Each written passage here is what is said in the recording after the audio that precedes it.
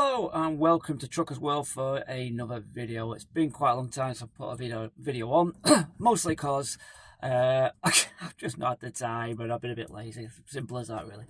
So today's video is all about services. Okay, now in a car when you're driving along, you don't even think about this, do you? You're driving along, you might need a break if you're on a long journey. You pull into some services, and there's acres of space. Absolutely loads of space where you can just park up wherever you want. That's it. Now, for new drivers, you won't even consider this. And even some experienced drivers now, like myself, you don't even think of it yourself.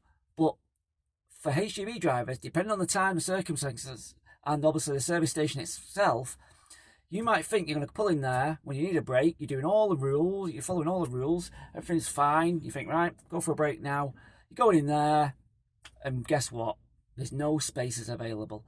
It's happened to me, and now I'm going to share my experience, obviously share the advice that I basically did when I was in that scenario. It sounds crazy, doesn't it? Like I said, you are following the rules, you're really trying your best to follow those rules. You come to a service station, there's no spaces. What do?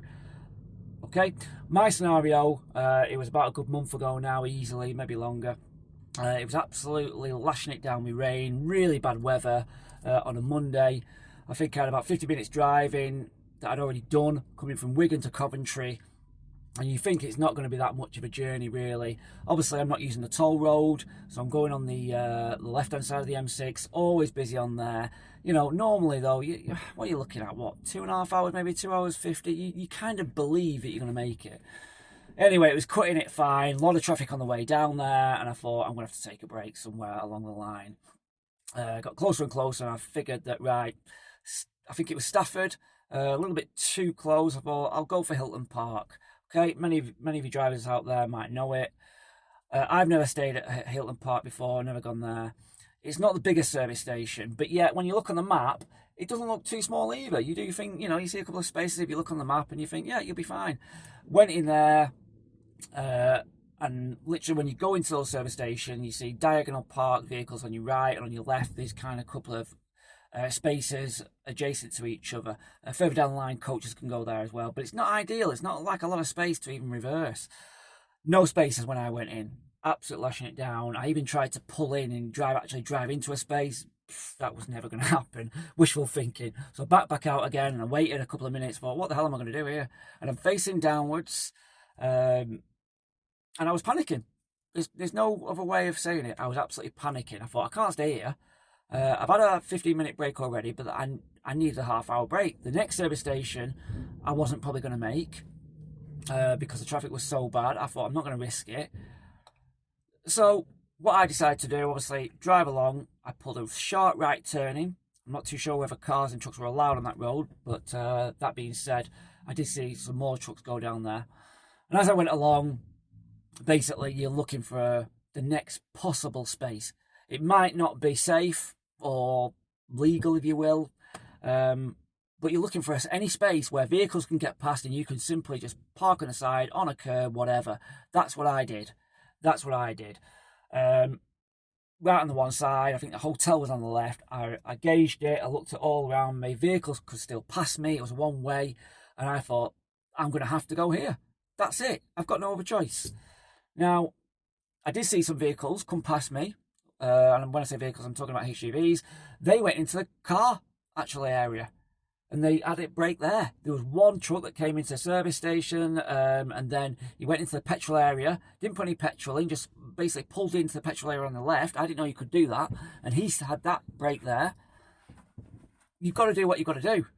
There are some lorries, as I exited the service station, that just when you get on the slip road, a little bit before the slip road going onto the motorway, there's a little part on the left where probably you're not meant to stop, but I've seen one or two lorries stop there. Needs must at the end of the day. And that's what it's all about, really. Sometimes you might get in a bit of a pickle. You're going to think to yourself, I can't go on any further.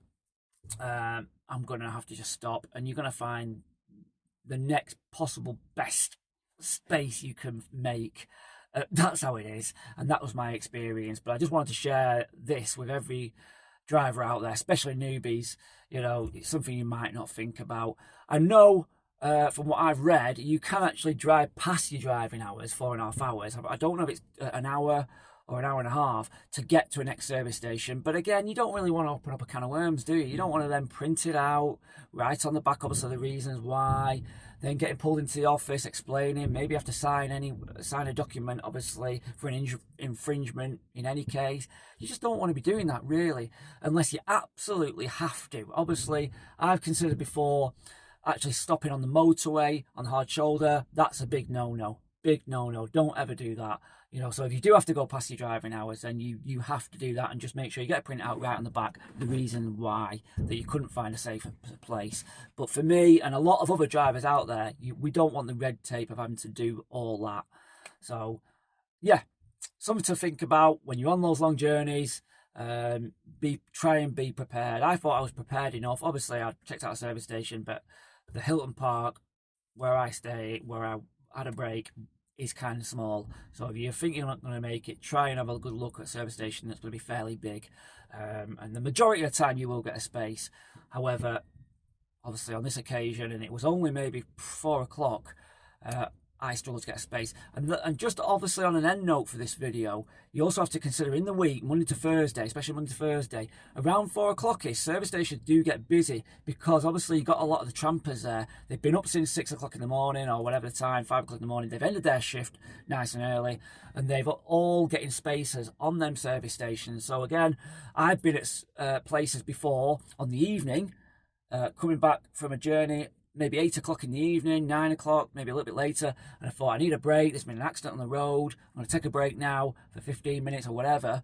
And I've gone to service stations, and again, it's happened to me before this, I can't remember which service station it was on this occasion, but I struggled to get a space. All the spaces were taken with trampers, so I've had to literally just park kind of in front of them, but I knew they were sleeping. Everyone else could get past, whoever needed to get past, but you knew they were basically sleeping, you know, on that occasion.